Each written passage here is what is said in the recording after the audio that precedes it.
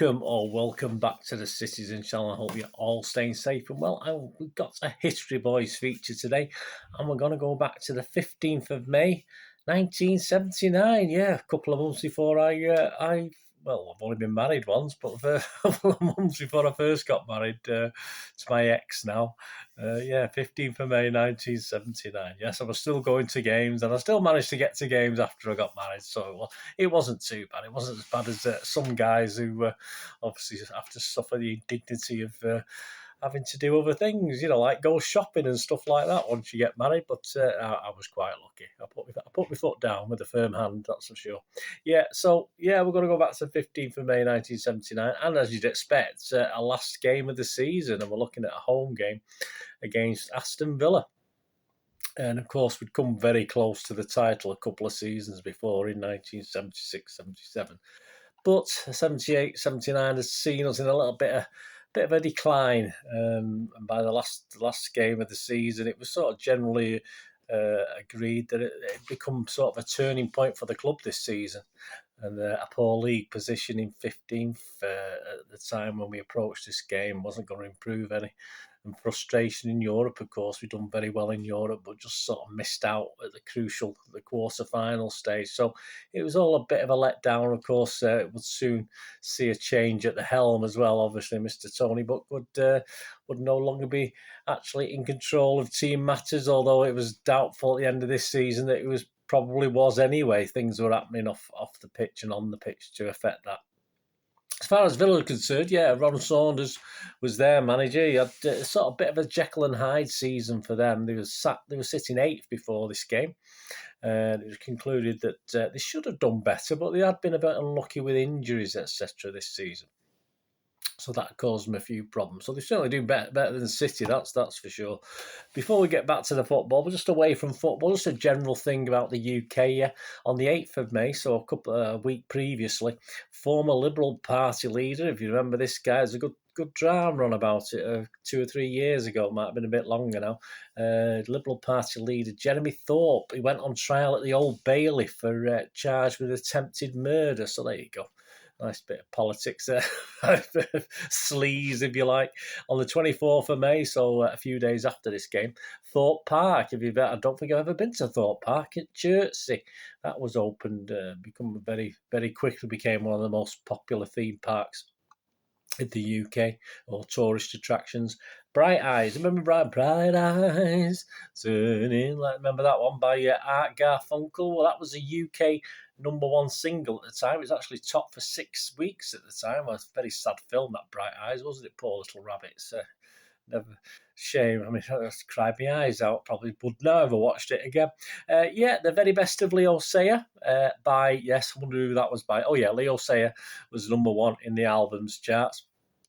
And if you go into the pictures, obviously January saw the release, end of the year January, saw the release of Superman into the UK cinema, and that was #1 for a while at the box office, and it became the biggest film in the UK of 1979. Superman, of course, the wonderful, rest in peace, Christopher Reeves. And if you stuck a quid under your mattress or hid it somewhere else in 1979, it'd be worth £5.39 now. Well, it wouldn't. If you took it to the bank, they'd give you a quid for it, wouldn't they? If they went to the Bank of England. But in theory, yes, it'd be worth £5.39 now. Anyway, back to football. Back to the match. The Matchday programme itself, it's up on there. It'll be on the screen. You'll see it there. Costs 20p for 24 pages. Doesn't seem a lot of pages, does it? It doesn't seem a lot of money. Inside, of course, we had Nicky Reed celebrating his Young Player of the Year award, and Asa Hartford his Player of the Year award. And poor Asa didn't last long after that, did he? That's another story. Tony Buck talked the disappointment of the season, his Tony Buck talking column, and how literally, in his own words, the 78-79 season had disintegrated before our very eyes. And Peter Gardner, on a similar theme, obviously a writer, journalist who followed City for the Manchester Evening News, etc., in his 78-79 review, he called it the most disappointing season in years. And mainly because of our home form, despite still good crowds at home, not to the extent it was the season before. We'll talk about the crowds in a bit, but despite good crowds crowds. It's not been great. It's not been great at home. We've not sort of turned it into a certainly wasn't Fortress Main Road that year. And Tony Buck had commented as well on that. On a sweeter note, sort of sweeter note, a Blues Off Duty feature had our legend, of course, rest in peace, Colin Bell, interview by Paul Doherty, but even that ended on a sad note because literally his last paragraph he ended with him saying that he wanted to go on playing, and sadly this would be the last time we saw him. This would be the last competitive game he played for City, so even that had a sort of bitter ending to it, unfortunately. Yeah, I mentioned crowds before, didn't I? Yeah, I mean, crowd-wise for the season, if you look at the stats in the programme with just one game left, of course, champions Liverpool were the best supported team, just from United, 46,963 average. United had a 46,896, so just 60 odd behind. There you go, so not too far behind. In third spot, interesting enough, were Everton. Everton were well supported, but certainly not over, just under 40,000, 39,498. And up Rock City, we were the fourth best supported team in the country, with a 36,969 average. That was actually 5,000 down on the season before, which in 77-78, where we averaged over 41,000, was our second best ever average attendance in the history of the club. So yeah, so just a bit down, just 5,000 down on that, and it would dwindle a little bit more over the coming years, unfortunately. Arsenal, they were below us.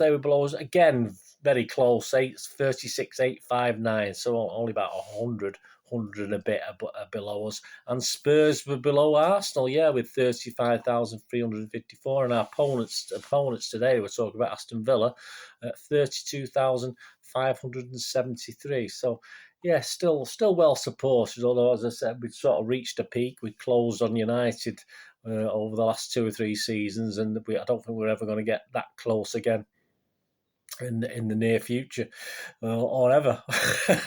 As far as this game, the crowd wasn't that. It was just over 30,028. So it would have knocked that average down a little bit. So hopefully, I'm not too sure the averages for the season, but hopefully we're sort of stayed in third. At worst, we probably could have come fourth if Arsenal had perhaps got a better crowd for their last home game or something like that.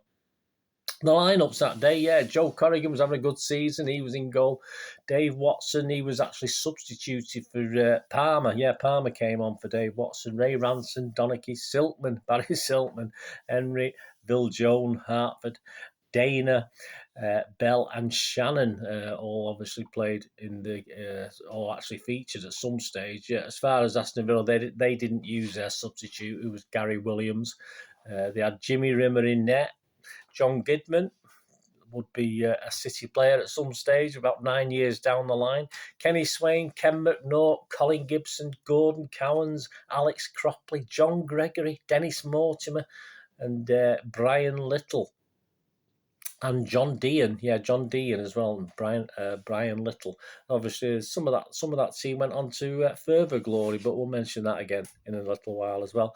I mean, the match again, just to sum it up, it was just a disappointing match for us. We took an early lead through Kazu Dana, on just 4 minutes. He was put through and left the Villa defence in his wake, and he made it 1-0, and it stayed 1-0 till half-time for City.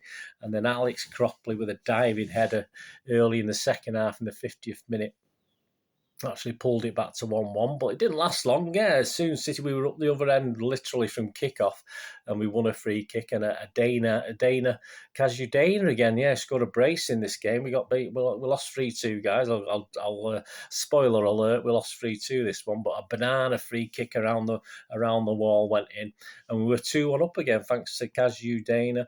So that was 2-1 after 51 minutes. But Villa would find an equaliser on 72 minutes with a goal from Dennis Mortimer.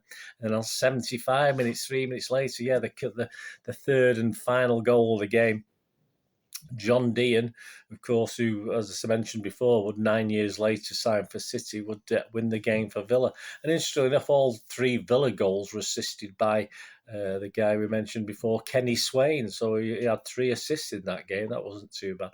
So our sort of poor home form, if you like, had continued for this season. So we'd actually only won 9, drawn 5 and lost 7 of our 21 home games. Yeah, interestingly enough, Villa's away form sort of summed up their season. I think a bit of a middling to okay season. They'd won 7, drawn 7, and lost 7, so straight down the middle, all the sevens. This would mean Villa remained in 8th place, so they didn't improve on that.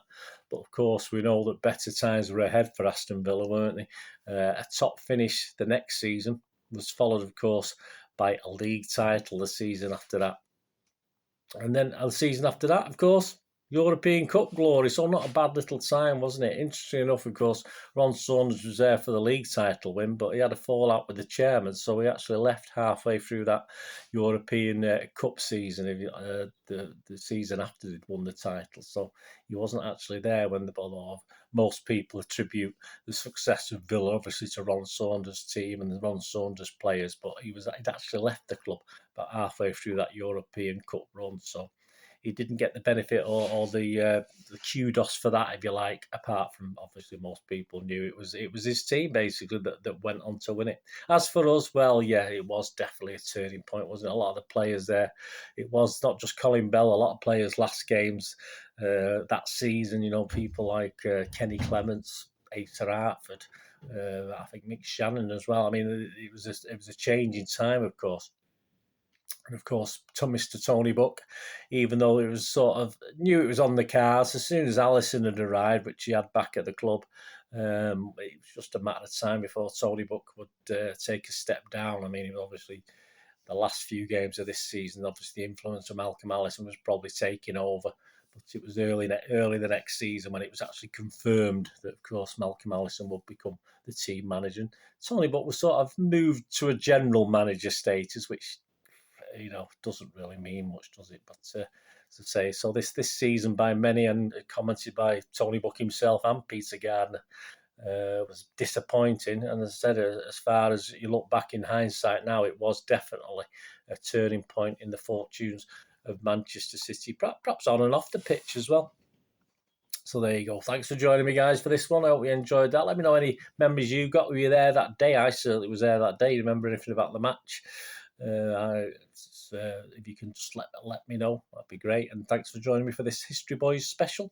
Manchester City 2, Aston Villa 3, 15th of May 1979. Till we meet again. No, that's one thing, don't I? Please stay safe, please. Come on, City. Thanks for watching. Bye for now.